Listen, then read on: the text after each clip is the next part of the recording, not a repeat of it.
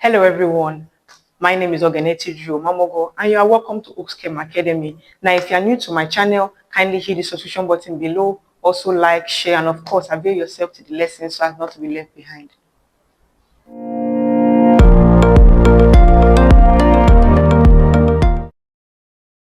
In today's lesson, we're going to be learning how to write chemical compounds involving polyatomic ions. So before we can learn to write these compound formulas, we first have to learn the charges of our polyatomic ions. So in the screen before you, we have some examples of polyatomic ions and their charges. We have hydroxide polyatomic ion. As you can see on the left side of the polyatomic ion, you can see a -1 charge. That charge represents its valency, its charge. So the valency or the charge of the hydroxide polyatomic ion is -1. And then we have our sulfate group, which carries a charge of -2. We have our phosphate group, which carries a charge of -3. We have our nitrate group, which carries a charge of -1. We have our carbonate group, which carries a charge of -2. And we also have our bicarbonate group, which carries a charge of -1, our chlorate -1, and ammonia carries a charge of +1. So these are just some of the examples of polyatomic ions. But with this knowledge, you will be able to write compounds which include polyatomic ions. So let's take examples to see how we can do this. So for our number one example, we're going to take aluminium nitride. Okay, so aluminium nitride.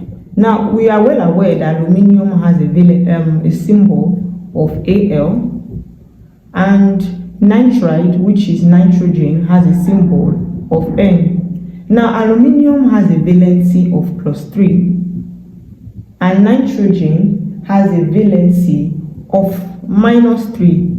And the reason it has a valency of -3 is because it belongs to group 5 on the periodic table. Elements that belong to group 5 on the periodic table have a valency of -3. So as I earlier explained in my previous video, we are going to be swapping valencies. Okay, so the reason we swap valencies is to balance out the charges. Okay, so the 3 of nitrogen will come to aluminium, and the 3 of aluminium will go to nitrogen. But as you can see, it is 3-3, so there's really no much difference. But as I said in my earlier video, when you have a situation like this and the numbers can cancel out, please do that. We have to break it down to the lowest possible ratio. Okay, so 3 can come here 1, 3 here 1. So meaning that what we have is Al1, N1. But as I earlier explained in my previous video, we do not write 1 in chemistry. So the symbol for aluminium nitride is simply Aln. I hope you understand. So let's take another example. Example 2.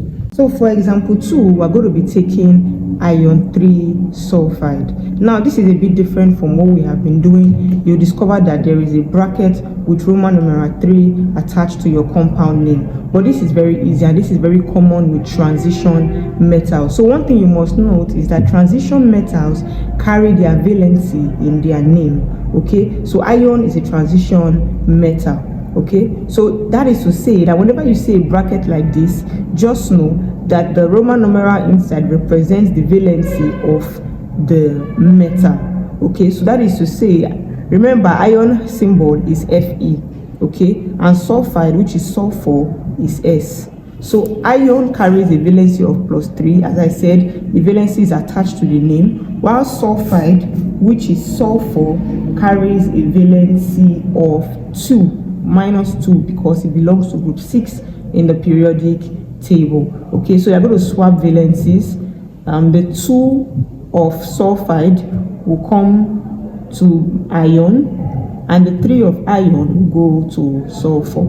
Okay, so meaning that the formula for this compound is Fe2S3. So you see that there's no breaking down this to the lowest form. This is the lowest it can go. So our formula symbol is Fe2S3. So I hope you understand. So we'll take another example, number 3. So we're going to take copper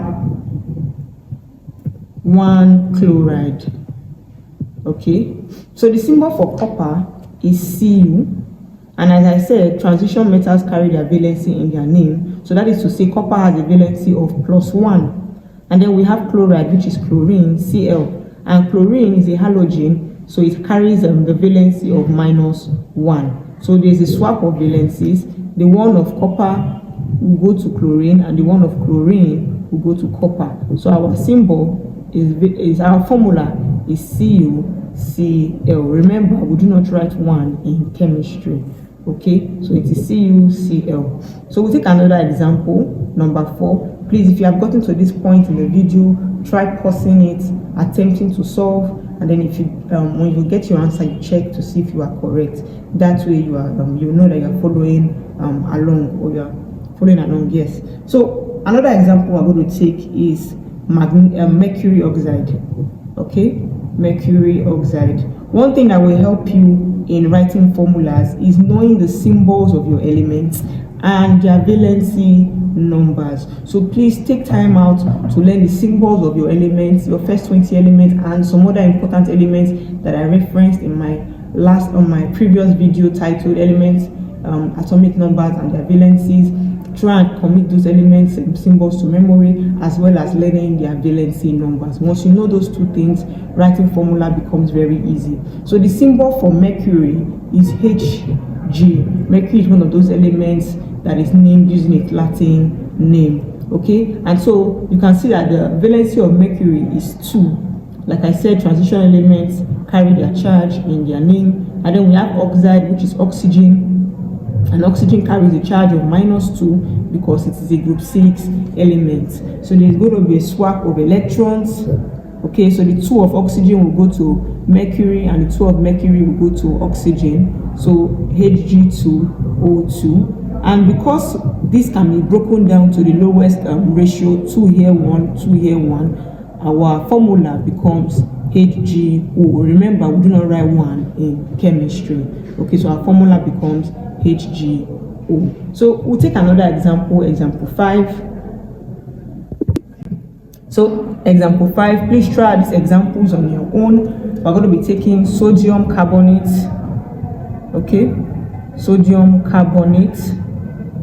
So sodium has a symbol of Na, and carbonate, which is a polyatomic ion, as I earlier showed you in the video, has the formula CO3. So carbonate is a functional group. It's a polyatomic ion. Polyatomic means it contains more than one element. Okay, so it contains more than one element. Okay, so CO3 is carbonate. So the carbonate group is CO3. Now sodium carries a charge of +1 because it belongs to group 1 in the periodic table, and carbonate functional group carries a charge of -2. Okay, so there's going to be a swap of valencies, and then the 2 of carbonate comes to sodium, and the 1 of sodium goes to carbonate group. But we do not write 1 in chemistry, so our formula is simply Na2CO3. So please take note of your polyatomic groups, your functional groups. Okay, take note of their valency numbers also. So number 6 example, we're going to take aluminium sulfate. Okay, so aluminium sulfate. So aluminium has a symbol of Al, and sulfate group, please do not confuse sulfate for sulfide. So we have ATE, and then it's also sulfide, okay, IDE. So this is different from ATE. Okay, sulfate is SO4. It is a polyatomic ion. It's a functional group, while sulfide is simply sulfur, which is S. So please take note of this. Sulfide is S, sulfate is SO4 polyatomic group. So aluminium carries a charge of +3. Charge and valency mean the same thing, and sulfate carries a charge of -2.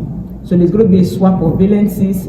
Aluminium will carry the 2 charge, and sulfate will carry the 3 charge. Now we cannot write the symbol like this, okay, because it kind of looks like 43. So how it is written is this: Al2 So we're going to put the sulfate group in parentheses, and then the 3 will be outside the bracket to separate 4 from 3. So this is how aluminium sulfate is written: Al2 bracket SO4 3. So you use a bracket when it's going to be a number attached to your polyatomic group. So please take note of that. So we're going to take our last example for this lesson, and we're going to take sodium bicarbonate. Okay, sodium bicarbonate. So you see that this is actually very easy. Sodium has a symbol of Na, and whenever you hear bi, we're talking about hydrogen. And then of course we know that our carbonate group is CO3. Okay, so they all carry a +1 charge. Okay, so they all carry a +1 charge. So when you swap valencies, our formula remains NaHCO3. I hope we understand. Please, if you have any questions as pertains to this lesson, drop them in the comment section below. Also, if you have comments, if you have suggestions concerning this video, also let me know in the comment section below. That said, don't forget to like, share, and of course subscribe to this channel so as not to be left behind. Till next class, have a very wonderful day.